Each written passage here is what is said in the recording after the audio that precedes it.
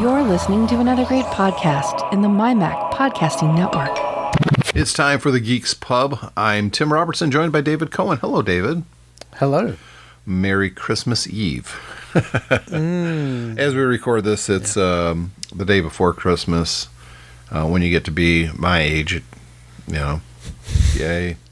My wife said to me, she said, I haven't bought you anything. I said, it's fine, don't bother. Yeah. That's what life does to you. When you're a kid, you're so excited. And so you're in your 50s, you're like, just don't bother. Yeah.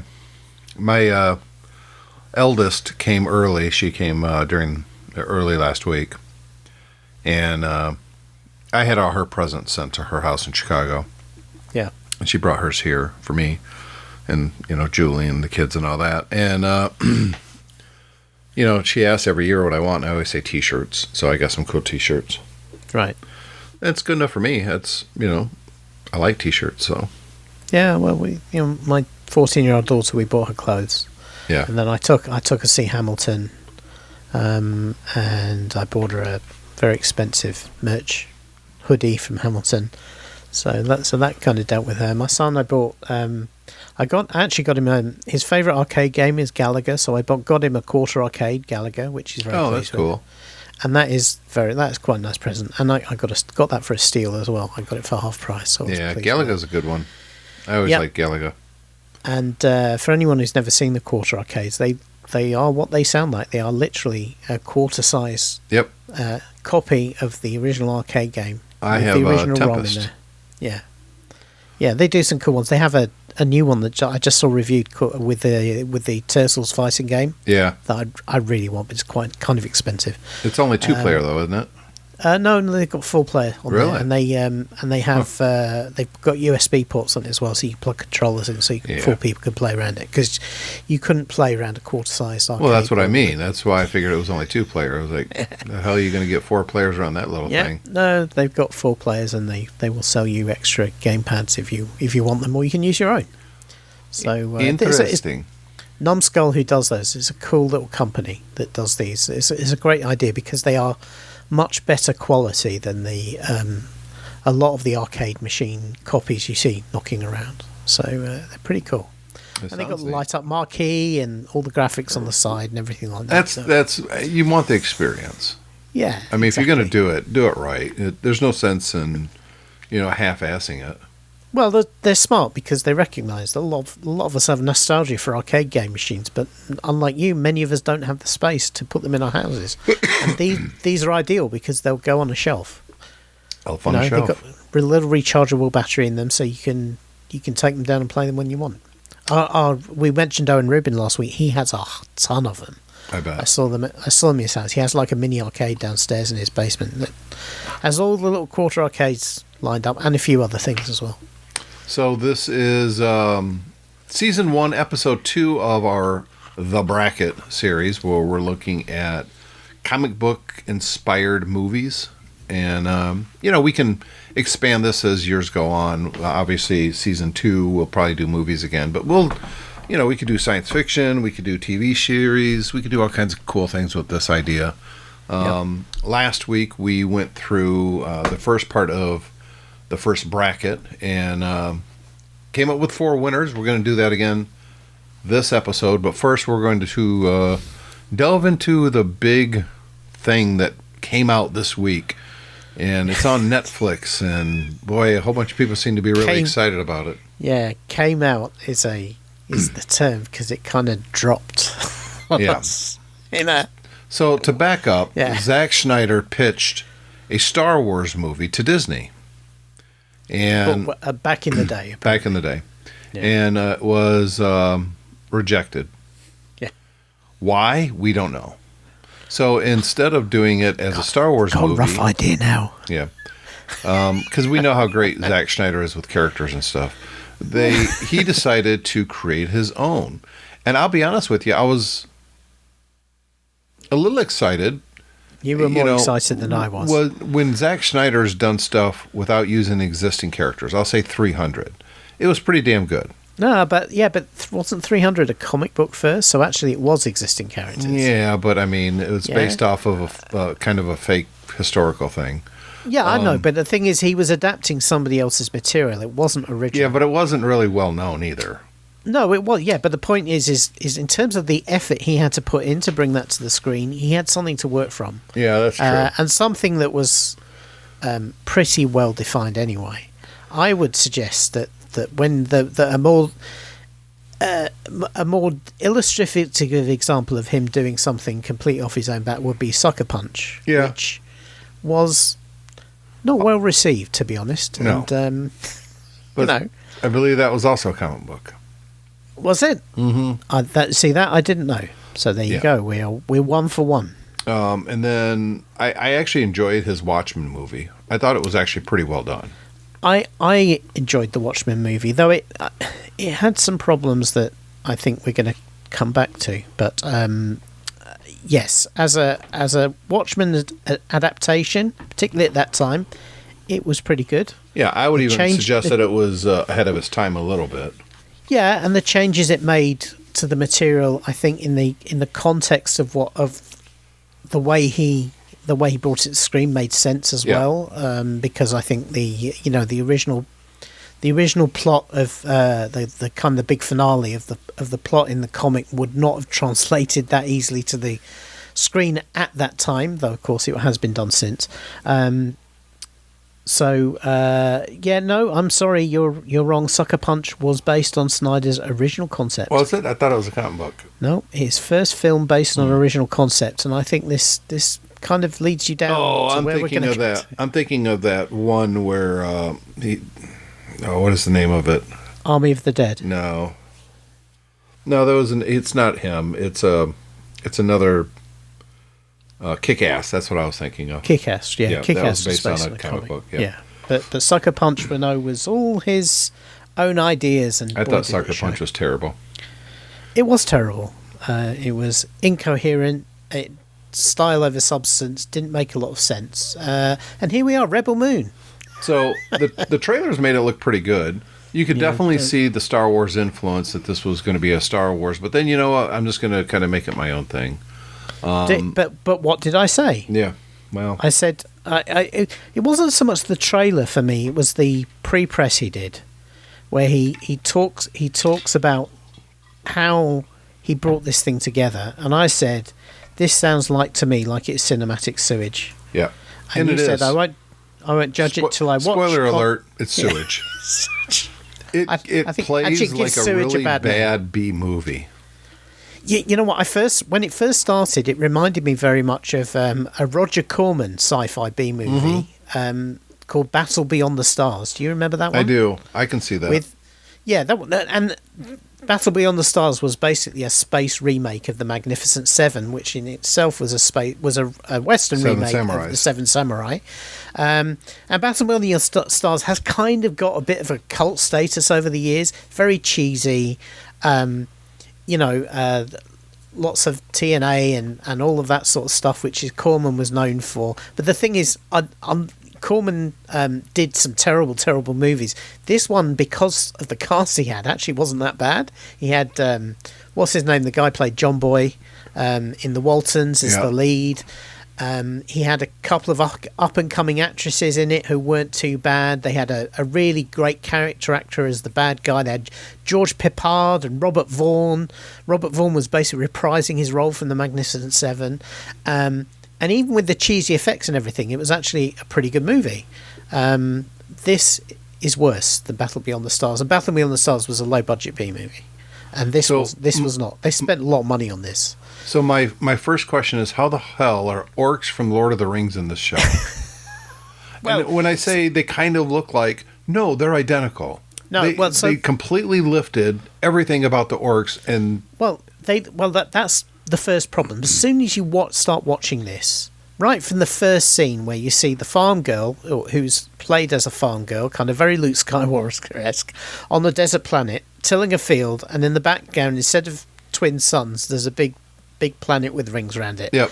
And it sticks in your face, the references. This basically, what he's done here is he's taken Star Wars, he's taken Lord of the Rings, he's taken every trope you can think of. Yeah, a whole load of stuff from the Warhammer universe, or basically the bad guys are Warhammer. It's big, kind of floating they even call them dreadnought spaceships. They've kind of got the big boots and the stupid swords and the armor and all of this sort of thing.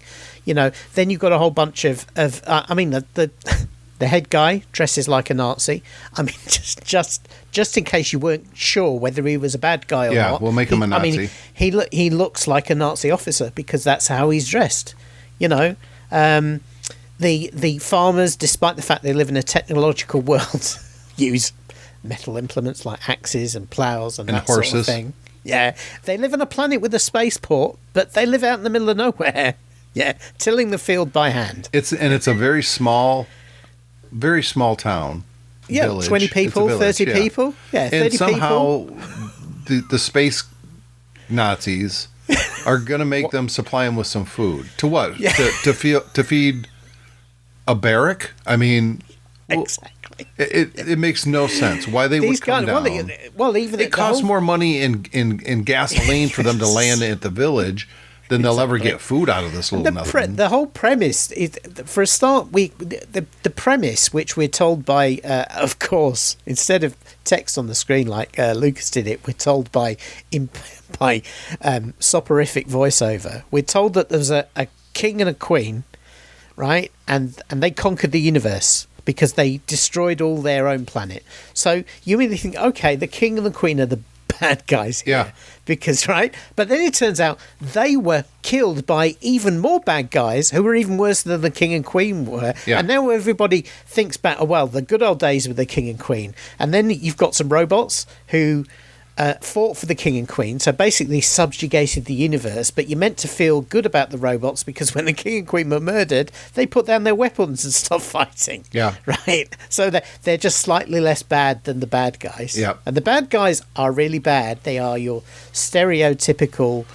They seem to be infinitely resourced. They just, come across to destroy things. Have I ever seen a movie where bad guys come into a village, say, hey, we're going to come back, you got to give us shit, and then they leave, and then the village is going to rally together and make defenses, and so when they come back, they're going to beat back the bad. Except this is a space dreadnought that can just land on the village and it's fucking over. Well, not only that, later in the movie, you see this space dreadnought just basically laying waste to entire planets. Yes. And then they go, right, and so we have a stranger living in the village who it turns out is a kick-ass warrior who was trained by these people. Yeah. We find out, right? So she's going to go away and recruit the good guys to save somehow the that she's going to go find like 6 or 7 people, and that's going to be enough to fight the bad guys. The timeline's actually laid out pretty clearly. She has to do that in 9 weeks. Yes. Right? Across the entire universe. Yes. Very fast ships. Very fortunately, wherever she goes, she lands at the right place she needs to be. No, it's worse than that. It's worse than that. So the first place she goes to Tatooine. She goes to Tatooine into a bar. No, but that bar is on the same planet as the planet she lives on. I know. So she goes. She goes to the bar on Tatooine, right? Yeah. Mos Eisley. That's where she goes. Yeah. And then, of course, a guy harasses somebody, and then she steps in and kills everyone. Yeah. There's a fight. And then this guy, he's like a smuggler, says, "Hey, I can help you." Yeah, I have a ship. And I happen to know exactly where we got to make a stop first. Yeah. And by the way, there's a guy here who's like our barbarian, one of our... he's a barbarian guy. He doesn't wear a shirt over, and he's completely ripped. And when they get there, he's kind of in a jail situation. Some farmer has got him chained up because he owes him money for reasons.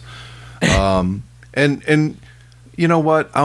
We don't have any money to bail this guy out. What can we do? Well, I tell you what, if this barbarian can Harry Potter this flying bird with a big beak. I don't know where they got that idea. We'll let him go. Yeah, so he doesn't. No. They don't. That's where the Harry Potter references stop, except when he goes out there and bows to the frickin' thing, and it's like, oh, okay, you're honorable.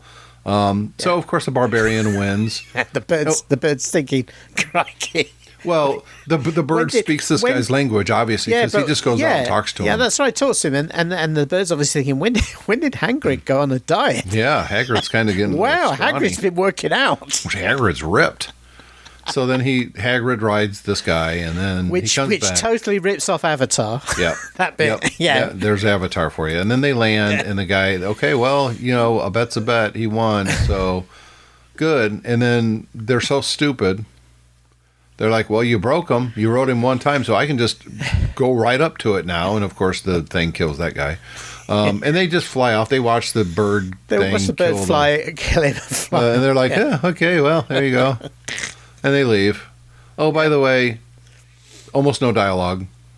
So this new guy they picked up, you don't know why he's going with them. No. Why did this guy go with them?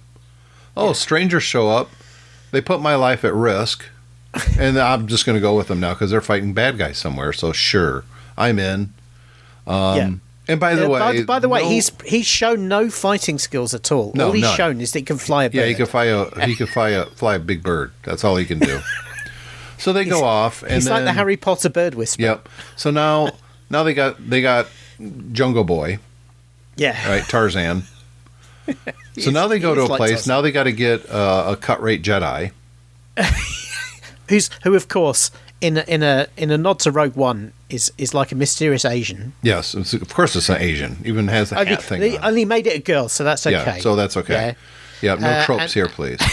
And she fights the giant spider from Doctor Who for reasons. Yeah, no, not reasons. The giant spider had kidnapped a child. Right. And so while the Jedi goes out there the giant spider kidnapped the child for reasons. Right. Well, she goes out there to fight it. I thought they should have gone, you know what? The giant spider had more motivation. They should have just recruited the giant spider. Yeah, that's she the better kick-ass. fighter, yeah. I don't know why they were messing with the... So she goes out there and fights it, and then it's only until she's about to get her ass kicked that she actually lights her lightsabers, which she could have done from the very beginning. Yeah, well, and actually that's something that happens repeatedly in this movie, is that the supposedly kick-ass main fighter... fights really well until for some reason they suddenly get in a position they're about to get killed, and then somebody else saves them or something saves them. Yeah. That happens over and over and over again. Well, but you're forgetting about the super slow motion every time that something happens. Of course, yeah. Yeah. Because they have slow motion for the fights, and then there are certain parts of the fights where they slow it down even more. Yep. Yeah. It's impressive use of slow motion, no question. Yes. And somehow it's always ripped people. There's no... Anyways. Yeah. So they go to fight... She goes to fight the spider monster, and there's a bunch of people standing there with guns. Doing nothing. With guns doing nothing, yeah. Yes. So while she's fighting the spider, one of the farmers that went with her on this mission, who should have been the main character, who doesn't have a gun, runs out there to save the baby because it got dropped. And the rest of them just stand there watching. They don't like light the spider up with their 12 guns that they've got on them. You'd have thought maybe the guy, the Tarzan guy they picked up on the previous planet might have gone, well, here's my opportunity to show what I can do. Yeah, I could do this. I'm going to go out there and risk it. No, I'm just going to stand here and look. So they all stand around while the spider thing almost kills the one person they came to recruit and almost kills the guy that's rescuing the baby. But they just stand there. There's nothing for them to do. That happens. What are you going to do? Of course, the plot demands that Sword Lady, cut rate Jedi, survives. So she does. Yep. So she survives. And then they go and they visit the set of Gladiator. Yeah. And there's a drunken. You think, oh right, so and they've been warned. Oh, if you go there, he won't like it, right? Yeah. And of course, when they get there. Yeah, he's drunk. He's drunk, sleeping on the street, and they just clean him up, and he's all of a sudden ripped. Yeah, and not only that, they clean him up, get him sober, and he says, "I don't want to do this." And then she turns around and she says, "No, surely you do want to do this." And he goes, "Oh yes, I remembered. I do want to do this. Yeah, I'm coming with you. I'm coming with you." I mean, he literally changes motivation on a single line that means nothing. Yes, and then he's supposedly this general, but. You never see him commanding anything. He never tells anybody to do anything. No. He's just there. Yeah, this is part of the reason is that this movie suffers from the writing is so bad that everyone's motivations are telegraphed, and once you've kind of supposedly got their motivations, they decide you don't need to know anything more about them. Yep, that's it. Now online, everyone's saying, "Oh, but this is because there's a 3-hour Snyder cut of this movie, where everyone's motivations have a lot more depth to them." And we, bad Netflix for not letting us see that. And I guarantee you, Snyder's been talking up because a 3-hour cut is now his his leitmotif. But I guarantee you, the 3-hour cut won't tell you anything more because this is just badly written. Yeah, it's just, right? It's terrible. And just when you're having watched all of this and you're thinking, okay, we must be getting towards the third act with the big thing now. So presumably this will kind of cohere together. They then throw in the most non sequitur that I've ever seen, because they've been supposedly going to find the rebels, because of course there's a rebellion. Yep. So you'd imagine this being a conventional rip-off of Star Wars, that they would kind of go and somehow join the rebellion and fight with the rebellion. No. What they do is they meet with the rebellion. The rebellion says, sod off, we can't fight a whole ship, apparently. Don't know what the rebellion thinks it's going to do then. And except that one half of the rebellion goes, well, actually, no, I think we can. And so me and 7 of my best guys are going to go with them. Yep. And the other side of the rebellion, because they're a brother-sister duo, goes, are you sure you want to do this? And he goes, yeah, I think it's time. And she goes, oh, okay then. See you later. Bye. Yeah. And him and his 7 or 8 best pilots kind of join them. Yep. And you just think, okay, well, there must be more to this than that. But no. there isn't, no. And literally within 20 minutes of meeting this brother leader of the rebellion, he pointlessly sacrifices himself, and you're meant to feel something about that. But of course you don't, because you don't know who this guy is. You don't really understand why he's doing what he's doing. And then at that point, a character, one of his people, who you've barely noticed in the background before, she starts getting very upset that he sacrificed himself, and you're meant to emote. You're meant to emote for her, but you don't know who the hell she is. She was literally a background character a minute ago. Well, yeah, but the guy that just sacrificed himself, let's be honest, was a background character himself. And he dies in the dumbest way. So there's this giant ship with a windscreen that's made out of the cheapest glass in the world, because he literally breaks the starship's glass, which is meant to hold vacuum back. Yeah, in interstellar space. Punches through it with a piece of metal. Yep, and then misses the guy inside, who then shoots him 3 times in the gut. And he still kills him. Before he dies, he manages to pull the spike out and put it through the glass again and hit the guy in the head. Yep. And this is after the big betrayal, when the guy from Sons of Anarchy turns out he's not really Han Solo, but he kind of is, because now he's a bad guy. He's wasn't there? Yeah, he was. He basically they ripped that as well from Rogue One. Yeah, because not Rogue One. Sorry, from the second Star Wars, most recent Star Wars, the one where they went to a casino, and it turned out that the guy who was helping them was working for the Empire. Yeah. It's the same sort of deal. Yeah, but he's dumber because, well, up to this point, he says, well, because of you inspired me, so I am a bounty hunter. And this was all a big setup. And I knew where all these important people were that I could have got at any time. Oh, and by the way, now the Tarzan guy is some kind of a prince, because someone called him, oh, well, you're actually so-and-so prince. And we're supposed to go, but he's totally not really a prince. He's nothing. Yeah, he knew where everybody was except for the girl, the lead character. Yeah. Right? Who now is the most wanted person in the whole apparently Empire. The most wanted person, but the point is he knew where all these other people were, and he could have gone and collected them on his own at any time. Claimed 70% of the total bounty, and he wouldn't have had any of the trouble he had with this one. He didn't do that. No, he waits till divine intervention. It's so, look, if I was going to do a movie and I had to use Zack Snyder, I would make him a cinematographer. No editing. You're not fucking getting in here and adding flair and nothing to do with production design, and even editing, because no editing because of the slow motion thing. The problem with this show really is that what he's done is he thinks he's been clever by taking from Warhammer and Star Wars and Gladiator, Lord of the Rings and all these things, and Gladiator, and bringing it all together. And using Seven Samurai as a basic plot. He thinks he's been really clever because everything's going to be cool. Yep. Every scene's going to be cool, and any time it's really cool, I'm going to slow it down so you can see how cool it is. Yep. And this is going to be cool. It's a movie made by a bro for bros. Exactly, but not only that, it's kind of like a 14-year-old comic book bro. yeah, who's gone, I'm going to take a bit of this, I'm going to take a bit of that, put it all together, and it's going to be so cool. It's going to be the coolest of cool things ever. But here's the problem that I have more than anything else. At no time do you care about any of these characters because there's zero character development. Zero. And I don't mean that like, well, they just didn't spend enough time. No, there's none.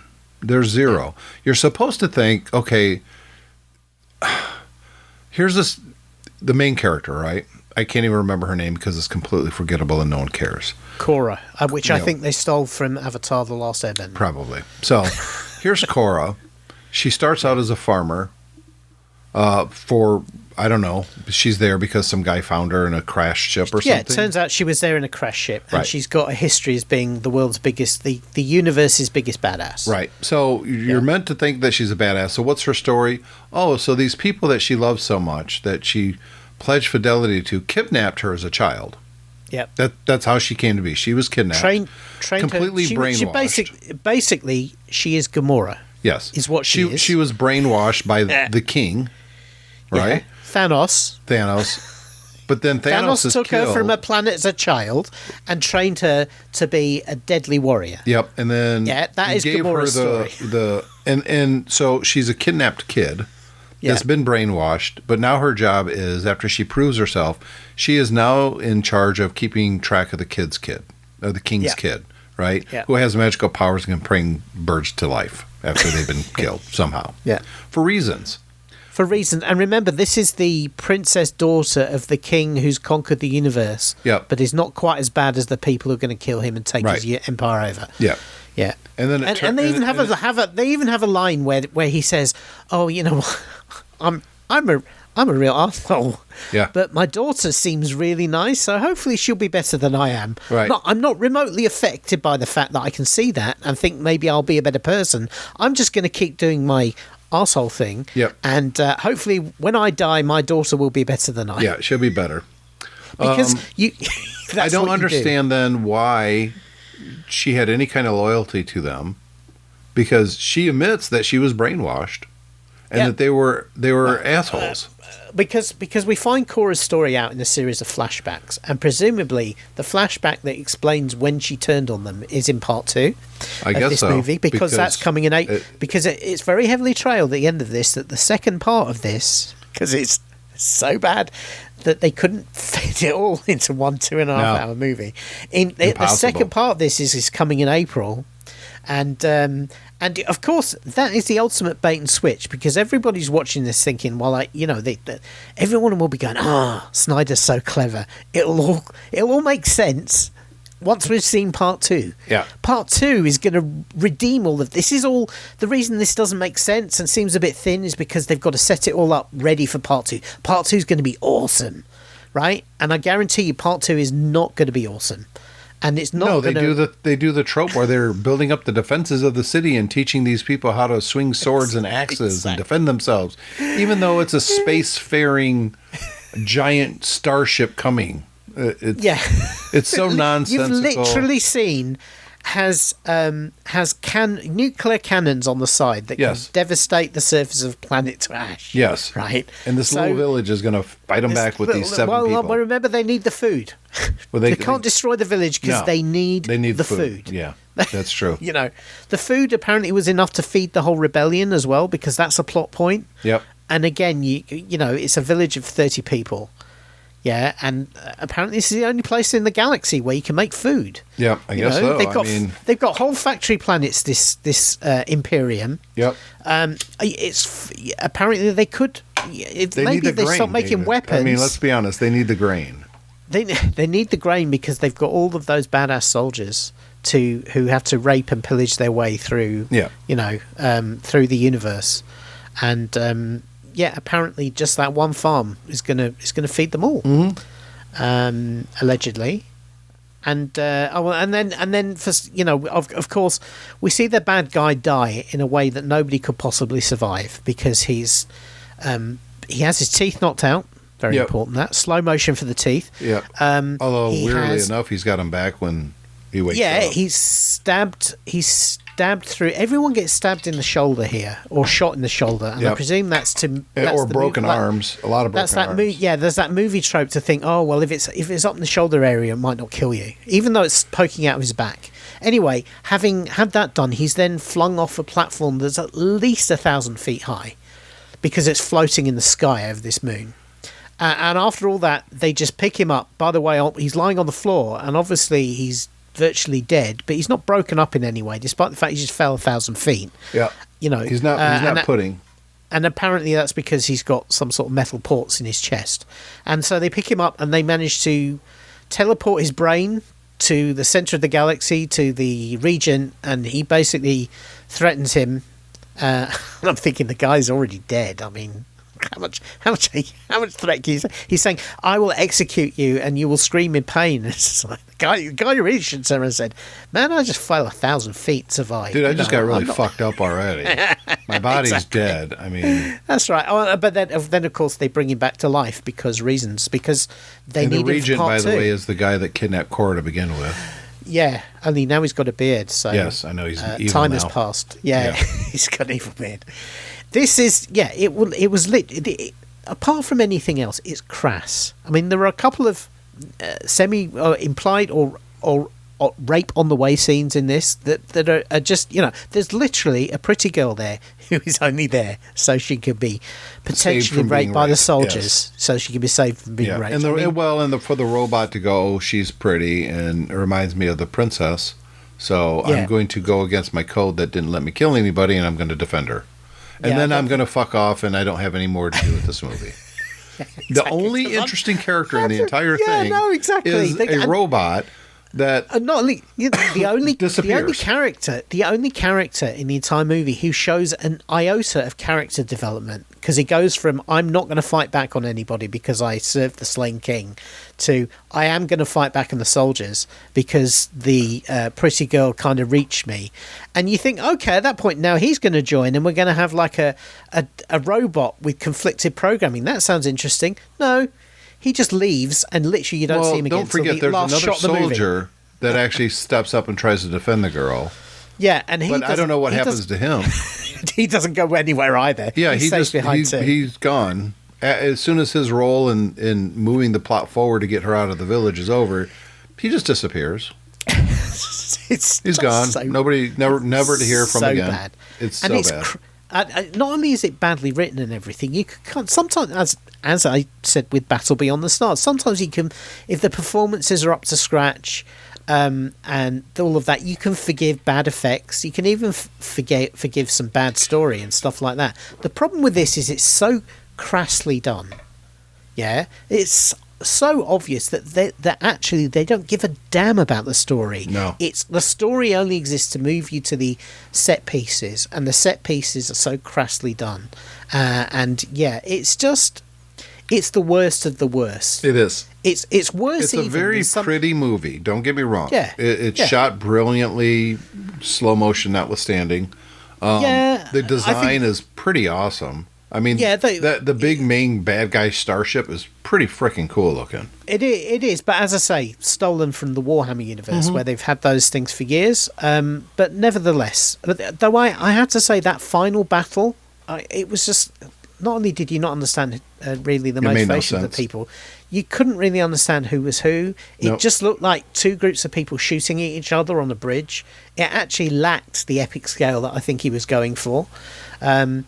It really, and because it takes place like up on platforms in the clouds, half the time you couldn't really see what was going on. Yeah, I actually thought it looked really cheap because it looked like it was filmed on a soundstage, which it was. Yep. But they made it look like it was filmed on a soundstage. They didn't kind of flesh it out at all. And yeah, the whole thing just seemed completely pointless. You don't care about these characters. You don't care about what they're doing or why they're doing it. It's worse to me than a movie made just for the money. Because at least a movie made just for the money, they're really trying to impress you because they want your money. This is like you say, it's like a bro passion project, only given a huge budget, where they don't even care about the money. As bad as Justice League and what he did to the DC universe is, completely ruined it. As bad as Justice League is and Batman versus Superman, This is by far his worst work. This is much worse because this goes back to what I was saying about Sucker Punch, which had very many of these problems: a plot that didn't make sense, characters with no weird oversight. motivations. There's your problem. Yeah. No, that's exactly it. Nobody said no to this guy. Yep. Right, and this thing is going to be a huge Netflix turkey. It's got terrible reviews. They spent a fortune on it. They're committed to the next one, right? And as I said, Snyder is a master at whipping up fan frenzy to basically say, well, if you don't like this, that's because they didn't let me make what I really wanted to make. Yeah. And it's just like, come on, man. Come on. With this and Sucker Punch now, we've seen that when you make your own stuff, it's terrible. Yeah. It's the very worst of the dick-waving bro, I think this is cool, I can copy whatever I want. I will say... Zack Snyder doesn't deserve to be a director anymore. He's terrible at it. I don't know how much more you have to let someone do.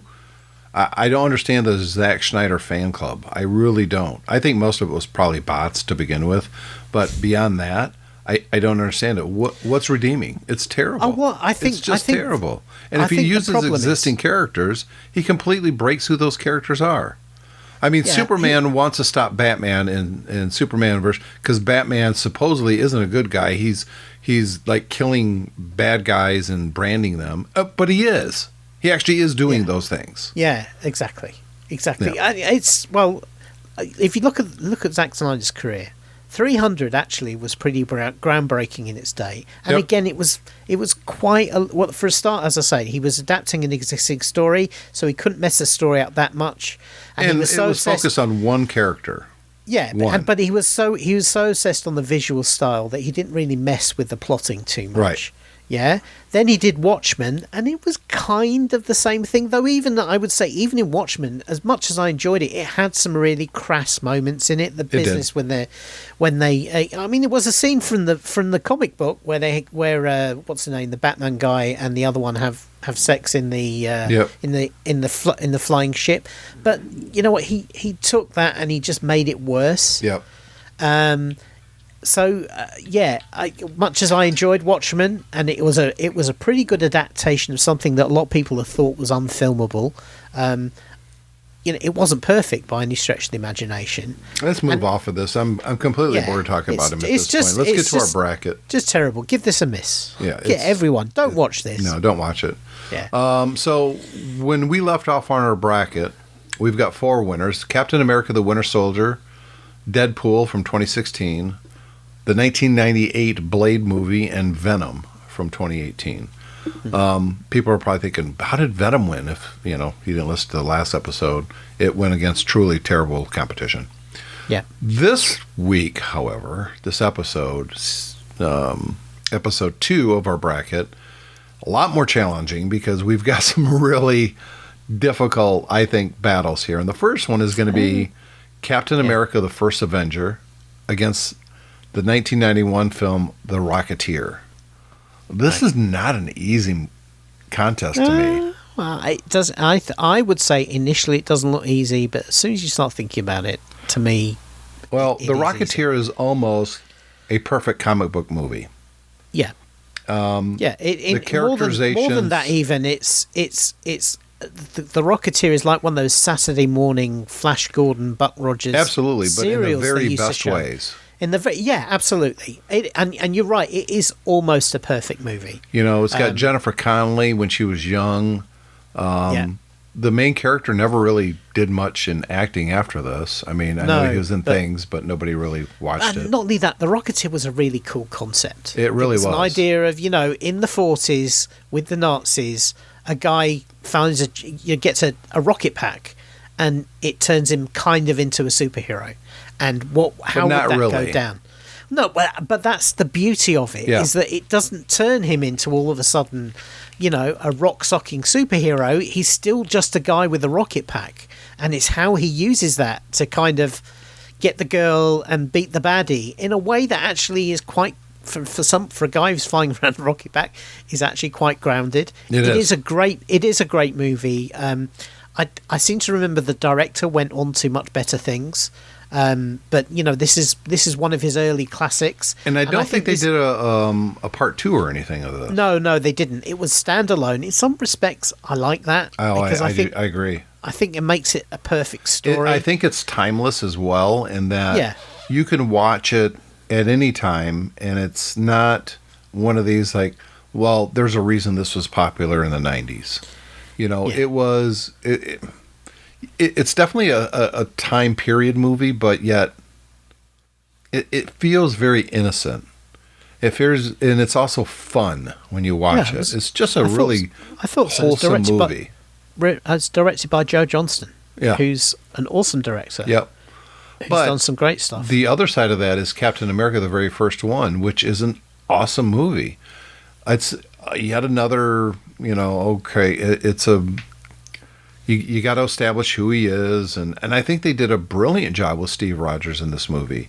The special effects showing him as a weak guy, I thought, that makes sense, and that he wants to fight for his country, but physically he's just not going to do it. When he jumps on the grenade, and it's completely unbelievable.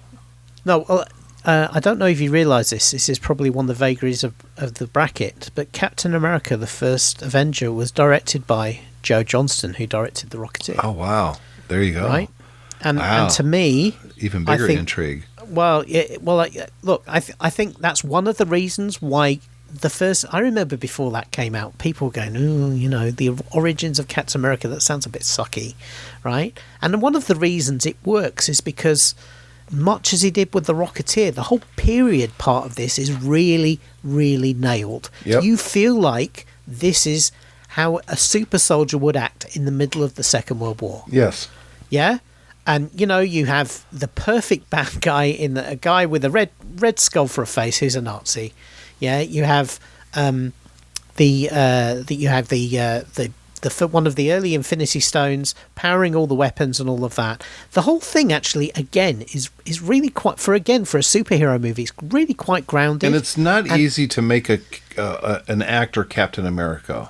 No, it really isn't. I think Chris Evans really doesn't get his due as Captain America in terms of. I don't know. I think he does. He is really fantastic. But in the role. I think as his acting job. You saw him in earlier movies. He was Johnny Storm in the Fantastic Four movie, and he really wasn't that great in that. No, but he really nailed this. You feel that it's like you say. It's not just what you see with him throwing himself on the grenade and all of that. You really feel that that Steve Rogers has these sensibilities, and that actually the most super part of him is his moral compass and his judgment and his instincts, rather than the fact that he's got the superpowers and that he's the perfect human. In Infinity War, when Thanos' whoever they are is attacking the Scarlet Witch and Vision, and they're kicking their asses. Yeah. And then Captain America is standing there. Now, from a power perspective, he has zero chance against these, right? I mean, these guys are kicking two of the most powerful Avengers' ass handedly. But then Captain America shows up, and that changes everything. That's because of the presence of Chris. Exactly, in that role. And that's it. And that's exactly what he does. And we talked about in the last bracket when he does that fight scene in the elevator. Yep. Where effectively he's surrounded by 8 guys, and they're onto him, he's onto them, and he pulls off an incredible sequence where he wins that fight and gets away, and even the guys in the scene are going, I can't believe he just did that. And you're absolutely right. It's because his level of confidence in terms of he's always thinks he's the best person in the room, and he's not arrogant about it. I was going to say he's not arrogant about it at all, but he just he has that quiet confidence of a real leader, and all of that is something that really comes across in the first Avenger, because it doesn't feel faked or forced at all. No, the character is treated as a joke. He's deliberately sidelined, and he goes, I'm not going to stand for that. The right thing needs to be done, and he just goes away and does it. The whole sequence sequence of him on the USO shows, going out there and the singing and dancing and all that, and railing the troops, and troops are actually laughing at him. They think he's a freaking joke, because he is, even though he has he's a super soldier, and he's got great leadership. how do you pick between these two movies? Well, Because I think it's quite easy. The Rocketeer is a great movie, but it's nowhere as near as good as the first Avenger. The first Avenger, you said the Rocketeer is nearly a perfect comic book movie. It is. I would say the first Avenger is a perfect comic book movie. I'm not going to argue with you. To me, it's closer than you make it out to be as far as how good both of these movies are. Yeah, but what it comes down to me is which one. If I had to watch one of those movies right now, which one am I going to pick? I'm probably going to pick Captain America. And not only that, Captain America, what they set up there lasted like 6 more movies. You know, and they actually develop his character really well. Exactly, yeah. Between him and Tony Stark, that is the Marvel Cinematic Universe, and sidelining both of them is, I think, one of the reasons that we have the problems in the Marvel Universe right now. You sideline your 2 best characters. Yep. You made one of them old, and you killed the other one. It made a great arc. It wrapped that up. But where do you go from here? You haven't spent the time to establish anybody on par with those kind of characters. I don't mean power sets or anything. I'm just talking about character development, making you care about it and believe that this character exists. Kind of Thor is getting close to that, but no, not really. No, not really. You've by all means, you know, if you want to rest Tony Stark and Steve Rogers, that's absolutely fine. But you have to put the effort in to setting up equivalent characters, and they haven't done that. And that's what you're absolutely right. It's one of the reasons why every other. I think they did a really good job with Miss Marvel, but they based her off of her adoration of a terrible character, and that's what gets us into our next match: 2019 Captain Marvel against 1989's Tim Burton's Batman. To me, this isn't even close. I'd agree with you. I love Captain Marvel more than you did. I didn't like it. Yeah, I know you didn't. I've watched it again, and yes, I like it less the more I watch it. But you know, I did enjoy it at the time. But man, I liked the 90s settings in it. I thought that was kind of cleverly done. Yeah. But and I thought they did a great job of de-aging a couple of the characters. Yeah, but it doesn't compare to Tim Burton's Batman. I mean, that really was a game changer. Everything that we're talking about in superhero movies now started, and I'm not joking, started at this movie. Yeah. Some people say, well, Superman in the 70s. No, it started here. Because Superman in the 70s had been and done, and then Superman again turned into a bit of a cinematic joke. Yep. And well, so did Batman. When they did Batman, everyone thought, superhero movies are just, they're a bit of a dud. And if you were alive at my age or David's age in '89, we were just shy of 20, right? Yep. Batman was everywhere. The biggest guy in music at the time was Prince, no question, and he went all in on Batman on the soundtrack. All the toys, all the signs. That Batman logo was frickin' everywhere, and it didn't go away. And that's not just because it was. Don't get me wrong, it's saturated marketing by Warner Brothers. But the reason that it worked is because the movie was so damn good. Yes. And the reason the movie is so damn good is because, again, the writing and the casting is perfect. Jack Nicholson is the Joker. I mean, good Lord. But remember, this is pre-internet, so we didn't have the discussion boards of, oh my God, Mr. Mom's going to be Batman, Michael Keaton. There's no way. But even then, some people said that at the time, and there was real skepticism when Michael Keaton was announced in the trade papers and everything about the fact that, Michael Keaton's going to be Batman, and oh my God, he nailed it. Perfect. It was perfect casting. Because nobody realised how great an actor he was. And as bad as The Flash is, this new Flash movie, the only redeeming quality, the only reason that would make me go back and watch it is him. Yeah. Let's move on. He was so good. Yeah, he was so good. So that it's not even a contest really. So the next one is probably my hardest. Yeah.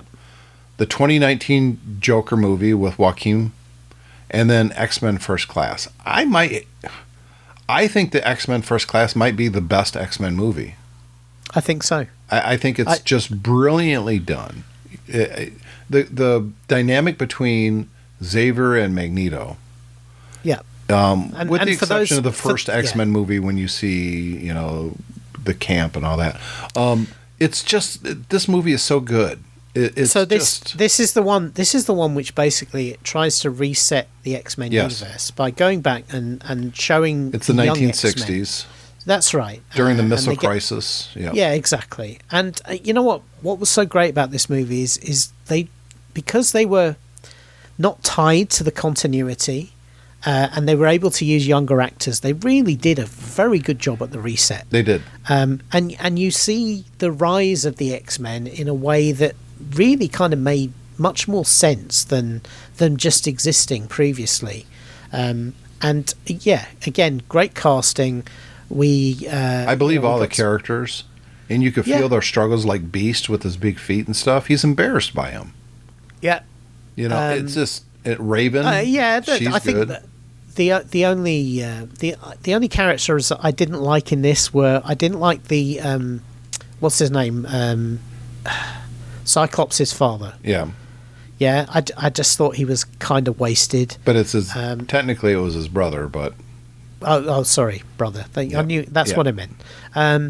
But yeah, I just felt they didn't make the best of that. But the idea of kind of this is when Xavier has the idea of training these guys up and turning Yep. them into a team and all of that is really good. And of course on the other side you had Kevin Bacon playing the bad guy, and he acts out of his it's so skin in good. this. So good. Yeah. Yeah, he really steals does. every scene he's in. It's Yeah. not even close. He's just Yeah. so good in it. So And a cool henchman. I love yeah. they had what's his name, Kurt's father as the as the demon henchman with the Yep. teleport skills. It was just all great, and the special effects are fantastic. The set pieces really work, and you want to And- watch and- it again because you want to pick up some of the things you might have missed the first time. yeah. And, But then and we having- switch over to the Joker, man. I mean, Yeah, this is an Academy Award type of film. But here's the difference. If it wasn't called Joker, called it Clown, right? yeah, It's the same movie. yeah. Nobody Or he wants, nor nobody needs the origins of the Joker. Yeah, I don't well- need it. Well, look, one of the things I think I love about Joker is they actually play with that. Is this the origin of the Joker, or is this a separate story? Is this really the Joker, or is it somebody who inspires the Batman Joker? You don't really know, and like you say, in some respects, it doesn't really matter. Right. But the problem is does that make it? It certainly does that make it a supervillain movie? I don't know. I don't mean, know, but it is. yeah, And it's brilliantly done. I mean, once again, it's a set piece. It takes place in the 70s. And you really do feel like this is New York in the 70s. They did such a good job. Yeah. You know, the scene with, the TV interview at the end of the movie when he goes out there, because this TV guy keeps making fun of him. yeah, And he goes out there in full Joker regalia.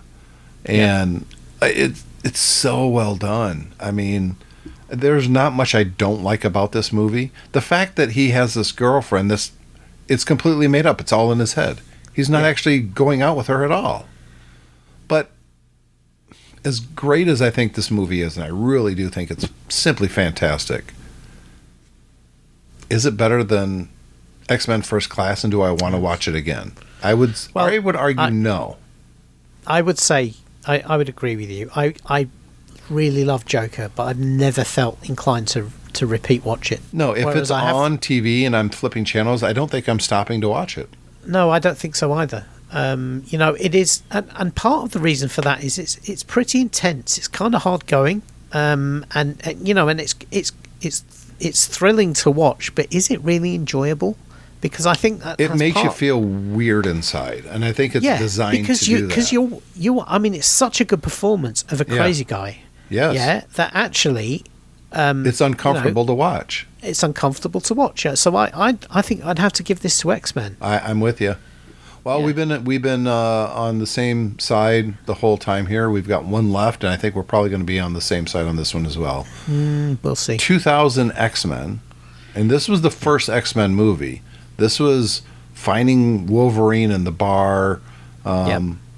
This is the beginning of this movie is Yeah, arguably Patrick one of the beginning of this, remember, is Magneto. No, exactly. We see the birth of Magneto in the Yes. camps. When when the camps. Nazis are pulling him away from his mother, Yeah. and he stretches out his hand, and the whole fence bends in. What an amazing scene! And you really, I mean, this is a comic book movie, but man, you really feel it. You really, really do. Against 2016's Doctor Strange. Right. So I know. I think I know where you're going with this, and I have a lot. X-Men really set up those characters in a way that was quite. I mean, they became iconic. Patrick Stewart in the wheelchair, Magneto in the helmet, Sir Ian McKellen in the helmet, and of course Haley Berry's terrible in it. I don't want to say that this is a perfect movie. It's not. The third act is terrible. I'm going to say, so the three things that do this movie for me are Patrick Stewart in the wheelchair as Professor X, Magneto, and then obviously Hugh Jackman as Wolverine, which is literally iconic. And that is quite... I think the casting and the way he plays Wolverine is virtually perfect. Yep. Yeah. Having said that, I did not care for this movie. Really? I didn't enjoy it very much at all. I thought it was lacking in action. I thought it was very talky and slow. I thought the plot was asinine. Yeah, because what the plot of this is that Magneto's going to steal Rogue's powers and use that to turn everyone into a mutant. Yep. Right? And the way they go about doing that just doesn't make sense. It had Sabretooth jammed in there for just to give Wolverine somebody's fight. Yep. Yeah. And I thought, actually, every time the X-Men go into battle, they kind of mess it up. Yep. I really didn't enjoy this movie, and I found it hugely disappointing. And I've watched it several times since, and I've never changed my view that the characterization for those three characters they set up were brilliant. Everyone else was terrible in it. Yeah, I'd agree with you. The guy that plays Cyclops was useless. Yeah, he was terrible. Yeah. Jean Grey was kind of fun, but I never bought her as Jean Grey. You never bought. She was too old for a start, yes. and also as well. Yeah, I just never bought her. And Jean Grey's an amazing character. They never really made good use of her powers. My only problem with this movie, honestly, the first time I watched it, is the X-Men are already established, and I thought that was a mistake. Yeah, they should have held Wolverine until the next generation of X-Men, which is where he comes in the comic books. As I say, I just thought half the X-Men were duds. Even though these were great, iconic comic book characters, I just thought they didn't work. And so, compared to Doctor Strange, which by no means is a perfect movie, but actually, in terms of setting up the idea of the magic universe for Marvel, I think it was much more successful. Pick between these two, I would pick Doctor Strange. I enjoyed X-Men. it more. I enjoyed it less because it felt like a very contrived story. Now, it's important. In fact, I would say that his Doctor Strange's role in the next Thor movie was better. I mean, I completely bought that, where he keeps messing with Thor and filling his mug and making him go from one room to another, and he knows where Odin is. That is way better, but they didn't really establish that as powerful as Doctor Strange is in Thor, and that's his next appearance, they didn't really establish that that's who he really is in this movie. He goes from being a doubtful guy to a little bit of training, and then beating this guy with a trick on the time stone. I thought that I found that much more believable, because one thing we know about Stephen Strange is that he's a hard worker and he's very intelligent, and I thought his progression from being the neophyte student to all of a sudden somebody who's actually very good at what he does. He's still not the Sorcerer Supreme. He's a long way from that, and he never becomes it in the Marvel Universe so far. But I thought a technicality, according to him. I thought his progression in his movie to somebody who could go toe to toe with Dormammu with a clever idea was actually pretty good. But see, here's the problem with him in this movie in general. You never like Doctor Strange. He's kind of a dick the entire movie. But isn't the comics? Isn't he always a dick as well? I mean, isn't that part of? That's one of the reasons why. What's his name? The guy, the enemy in it. Dormammu. The black guy. Oh, no, not him. That's one of the reasons why he hates him, because he doesn't feel he deserves what he's got, and he doesn't feel he appreciates what he's got, and that's one of the reasons. No, he's extremely arrogant. He's unlikable. Yeah. He's crass. He's mean to I people think, around him. I think we see again and again. I mean, Doctor Strange, having established him, he's much better as a side character, because when we've seen him try and carry his own movies in the next one, it wasn't anywhere near as good. But you're right, he works really well as a side character in other movies. He is not good as a main character. And he continues to be played as, somebody... An arrogant prick. Arrogant prick who often does things he shouldn't do and does them anyway, and then has to clean up his own messes. Yep. And, I think all of that's fine. I think the difficulty is we want Doctor Strange to be somebody who is not. And that's why people sometimes don't like this movie. But as I say, I enjoyed it a lot more, and I buy into it a lot more than I did with the first X-Men, which for the reasons I've said. All right, so we're going to have to go to a coin flip. Yep. So I'm Googling coin flip, and all right, do you want heads or tails? Possibly flip a real coin. Yeah, you can't. Tails. You can't. You got tails. Well, it came up as heads. All right, you win then. Well, so I won that one. Yeah. But I think that this is good. We're not always going to agree, but X-Men moves forward. So on our next episode... on our next episode, we'll do this again, because Doctor Strange will wind back the time stone. Yes. And we'll repeat it until I get the result that's deserved. Yeah, but Rogue's going to steal his powers and do it back the other way. So the next episode, we're going to have Captain America the Winter Soldier against Deadpool. That's going to be a hard one. Now it gets tough. Yeah. Captain America 1 against Batman. Ooh. X-Men First Class against X-Men 2000. I think we know who's probably going to win that one. Yeah. Blade 1998 against Venom. Wow, that's not an easy one because they're both kind of shitty. I mean, to be fair, Blade beat the League of Extraordinary Gentlemen, and Venom beat Judge Dredd. So, I don't think either one of them is going to get past the next round. No, they both got disqualification. Exactly. Yeah. Blade pulled a hammy. So that is going to be on the next Geeks Pub. I look forward to discussing it with David. We're getting, we got we got 3 more episodes before we crown our champion of season 1 of the bracket. A lot of fun, David. I'm enjoying this idea. Yeah, it's good.